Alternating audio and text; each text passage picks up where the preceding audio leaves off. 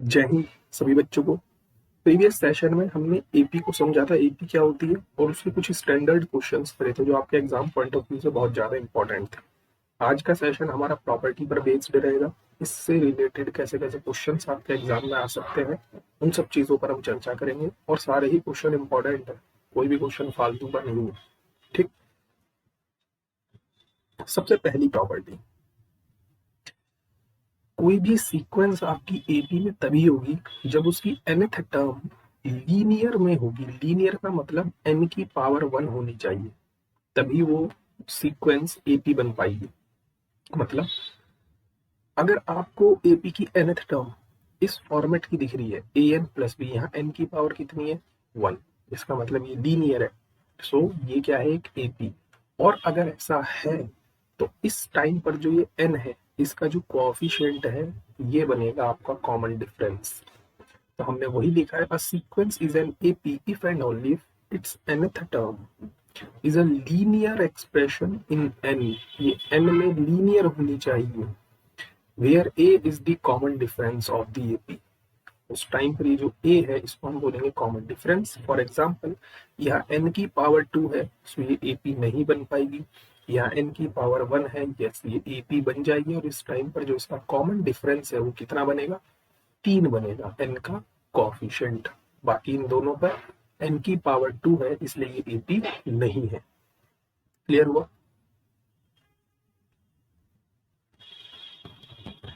बहुत ज्यादा इंपॉर्टेंट, ऐसा कोई ईयर नहीं है जिसमें इस प्रॉपर्टी से बेस्ड क्वेश्चन ना पूछे हो, और क्वेश्चन ऐसे ही वाले पूछते हैं। ये भी इंपॉर्टेंट है क्योंकि यहाँ पर उनके दो फायदे हो जाते हैं। आपके सिलेबस में लॉगरिथम भी है, तो लॉग के साथ एपी पूछ लेता है, क्योंकि यहाँ पर आपको लॉग की भी प्रॉपर्टी याद होनी चाहिए, एपी की भी प्रॉपर्टी याद होनी चाहिए। क्वेश्चन ये कह रहा है कि 3 नंबर्स आपके एपी में है, तो एक्स की वैल्यू बताओ। हमें पता है कि अगर कोई भी 3 number A B C AP में है तो बीच वाले का ट्वाइस बाकी दोनों के सम के बराबर होता है। इसका मतलब अगर ये तीनों नंबर एपी में है तो बीच वाले का ट्वाइस बाकी दोनों के सम के बराबर, लॉग 2 प्लस log 2 to the power x plus 3। आपको यहाँ पर लॉग का बेस नहीं दिख रहा होगा, इसका कारण यह है कि जब भी लॉग का बेस नहीं देता तो हम उस टाइम पर नेचुरल बेस यानी लॉग ई लेकर चलते हैं। क्लियर? नाउ हमें लॉग की एक प्रॉपर्टी पता है कि जो भी पावर आगे है उसको हम ऊपर ले आएंगे। ऐसे जो भी यहाँ मल्टीप्लाई में होता है वो पावर ऊपर चली जाती है। प्रॉपर्टी अगर आप लोगों को याद हो तो लॉग एन की पावर एन की वैल्यू क्या होती है, एन लॉग एन। ठीक, ये पहली प्रॉपर्टी हमने यहाँ लगाई, equals to. Again next property क्या होती है, log n plus log n, इसकी वैल्यू क्या होती है, लॉग ऑफ एन। मतलब इनके एंगल्स की आपस में मल्टीप्लाई हो जाती है। तो यहाँ पर क्या हो जाएगा, log 2 into 2 to the power x plus 3। Now log, आपने अक्सर देखा होगा लॉग से लॉग काट देते हैं, काटते नहीं है। रीजन क्या है, लॉग अपने डोमेन में 1 to 1 फंक्शन होता है। क्योंकि ये फंक्शन 1 to 1 है इसलिए लॉग को हटा दिया जाता है। क्योंकि अगर आपने 1 to 1 फंक्शन की चर्चा की है तो हम कुछ इस टाइप का लिखते हैं, एफ एक्स वन बराबर F x two implies x one बराबर एक्स टू, है ना। तो ये log f का काम कर रहा है, this f x one, this is f x two. अब क्योंकि log 1 to 1 है इसलिए x1 बराबर x2, मतलब 2 to the power x minus 1 का whole square equals to 2 into 2 to the power x plus 3। अब अपनी कन्वीनियंस के लिए इसको सॉल्व करने के लिए मैं 2 टू दी पावर x को y एज्यूम कर लेता हूँ ताकि इसको सॉल्व करना आसान हो जाए। तो ये बन जाएगा y माइनस 1 का whole square equals to 2 times of y plus 3. Now solve this. A square plus b square minus 2ab equals to 2y plus 6, and this we have y square minus 4y and minus 5 equals to 0.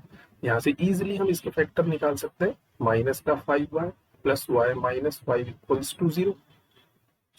So now what we have, y common हमने ले लिया, y minus 5, यहाँ से हमने +1 common ले लिया, y minus 5 equals to 0।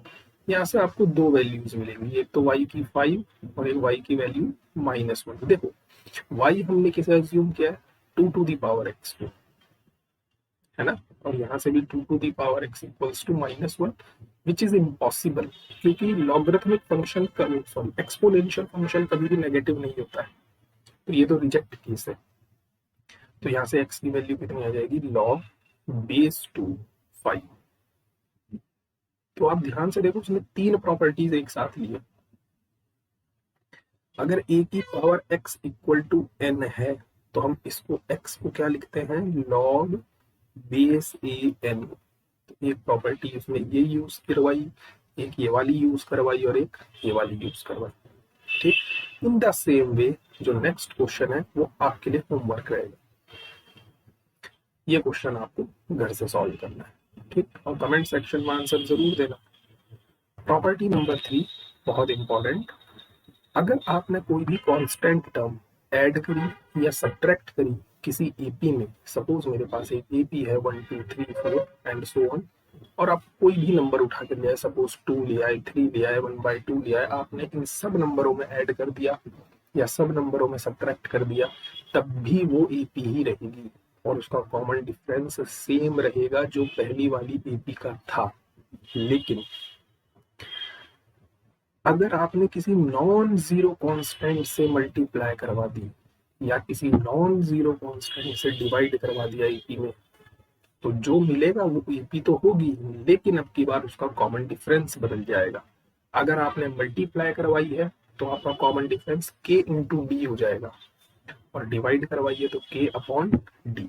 For example, अगर मेरे पास ये एपी गिवन है, इसका कॉमन डिफरेंस 1 है और मैंने इसमें 2 से मल्टीप्लाई करवा दी, तो अब भी ये एपी है, लेकिन इसका कॉमन डिफरेंस कितना हो गया, 2 से आपने मल्टीप्लाई करवाई और पहले कॉमन डिफरेंस कितना था, 1, तो अब इसका कॉमन डिफरेंस कितना हो जाएगा, 2। आप चेक कर सकते हैं।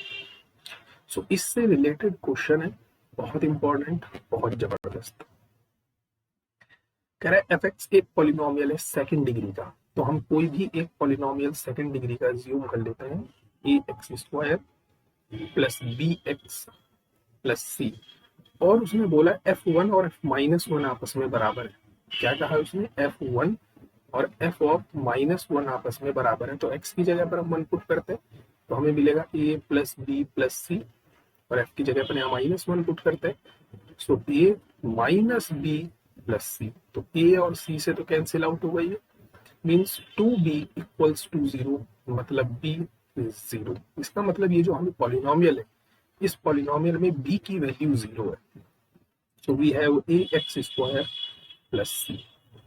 क्वेश्चन में आगे कहा है कि ए बी सी आपके एपी में है, ये गिवन है, ए बी सी का में एपी में, तो आपको बताना है f dash a, f dash b, f dash c काय में होंगे। ठीक है, सबसे पहले हम एफ डैश एक्स कैलकुलेट कर लेते हैं। एफ डैश एक्स निकालेंगे तो हमें मिलेगा 2ax। Now what is the value of F dash A, X की जगह पर ये पुट करते हैं 2a। F dash B is 2ab, f dash c is 2ac।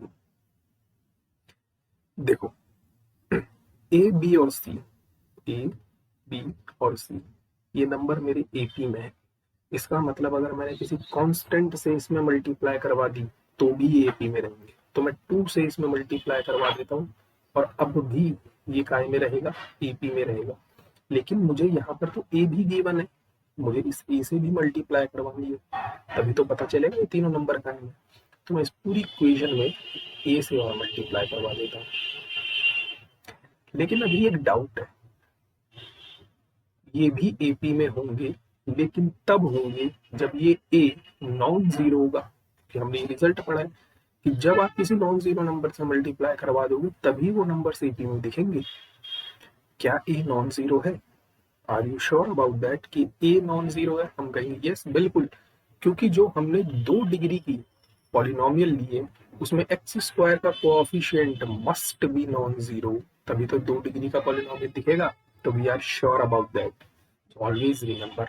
बहुत इंपॉर्टेंट और बहुत प्यारा क्वेश्चन है आपके एग्जाम पॉइंट ऑफ व्यू से, ठीक है। प्रॉपर्टी नंबर 5, इसके क्वेश्चंस करवाऊंगा मैं आपको प्रैक्टिस शीट में। जब इसके बाद ये खत्म हो जाएगा, बहुत अच्छे क्वेश्चंस बनते हैं, प्रीवियस ईयर में से क्वेश्चन बना हुआ है। कह रहा है अगर आपको कोई भी एपी गिवन है ना, तो the sum of term equidistant from the beginning and the end is always same. मतलब a1 प्लस an की जो वैल्यू है, ये पहली टर्म ये लास्ट की टर्म, इनका सम ये किसके बराबर होगा, a2 प्लस an माइनस 1 के। ये सम किसके बराबर होगा, a3 प्लस an माइनस 2 के, है ना।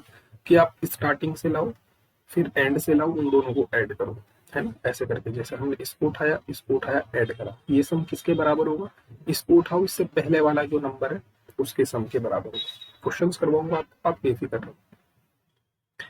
Next selection. सिलेक्शन के क्वेश्चंस आपके एग्जाम में बनते हैं। अगर आपसे क्वेश्चन में कहे कि भाई 3 नंबर एपी में है, तो हम वो नंबर्स क्या क्या लेंगे, ए माइनस डी, ए और ए प्लस बी, यही लेना है परमानेंट। 4 नंबर ईपी में है तो a minus 3d, a minus d, a plus d and a plus 3d।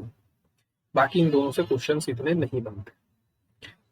अगला क्वेश्चन इसी प्रॉपर्टी पर बेस्ड, और ये लास्ट प्रॉब्लम है। इसके बाद हम क्या पढ़ेंगे, सम, नेक्स्ट सेशन में। क्वेश्चन ये कह रहा है कि if sides of a right angle triangle, हमें पता है ट्रायंगल की 3 साइड होती है, 3 साइड होती है, तो मैंने 3 नंबर्स अज्यूम कर लिए, क्योंकि उसने बोला है कि जो तीनों साइड्स हैं वो एपी में है, तो 3 नंबर्स का सिलेक्शन मैंने ए माइनस डी, ए और ए प्लस डी से कर दिया। अब मुझे पता है ये स्मॉलेस्ट साइड है और ये लार्जेस्ट साइड है ना, क्योंकि यहाँ पर आप डी को सब्ट्रैक्ट कर रहे हो, यहाँ पर आप डी को ऐड कर रहे हो। ऐसा मैंने क्यों कहा, क्योंकि राइट एंगल ट्रायंगल में मुझे हाइपोटेनियस चाहिए, तो हाइपोटेनियस लॉन्गेस्ट साइड होती है, मतलब ए प्लस डी का होल स्क्वायर इक्वल्स टू बाकी दोनों के होल स्क्वायर के सम के बराबर, है ना। यही तो पाइथागोरस थ्योरम है। सो यहाँ से मुझे मिल जाएगा a square plus b square plus 2ab equals to a square plus b square minus 2ad और plus a square. So a square d square से a square d square cancel out. So यहाँ से 4ad की value मुझे ए square मिल गई, means 4d ए के बराबर आ गया, मिल गया। तो अब हम जहां यहाँ पर ए है वहां पर डी पुट करेंगे। क्लियर। तो मेरे पास साइड्स क्या क्या बन गई, ए की जगह पर तो मैं 4d पुट करने वाला हूँ, 4d minus D, 4d and 4d plus D. So we have 3d, 4d, 5d। ये मेरे पास साइड्स आ गए। अब उसने बोला इसका एरिया 24 है। एरिया होता क्या है, एरिया इक्वल्स टू होता है 1/2 इंटू बेस इंटू हाइट, है ना। So 24 equals to 1/2। What is base, base is 3d, what is height, height is 4d। So cancel out करते हैं, 4 6 जा 24, 3 2 जा 6। सो डी स्क्वायर की वैल्यू यहाँ से 4 मिल गई है, और डी ऑटोमेटिकली कितना हो जाएगा, 2 हो जाएगा। अब अगर डी की वैल्यू 2 है तो ए की वैल्यू कितनी हो जाएगी, 8 हो जाएगी। इस इक्वेशन में डाल के तो आपके पास जो साइड्स हैं वो क्या आ जाएगी, सबसे पहली साइड है आपके पास ए माइनस डी, मतलब 8 माइनस 2 6, फिर ए यानी कि 8, फिर 8 प्लस 2 यानी कि 10। तो उसने यही बोला कि सबसे स्मॉलेस्ट साइड की वैल्यू कितनी होगी, तो हम कहेंगे 6 होगी। ठीक। So hope you like this video, thank you so much. जय हिंद। मेहनत करते रहो, कंसिस्टेंसी बनाए रखो, तभी एग्जाम निकलेगा। मिलते हैं नेक्स्ट सेशन में।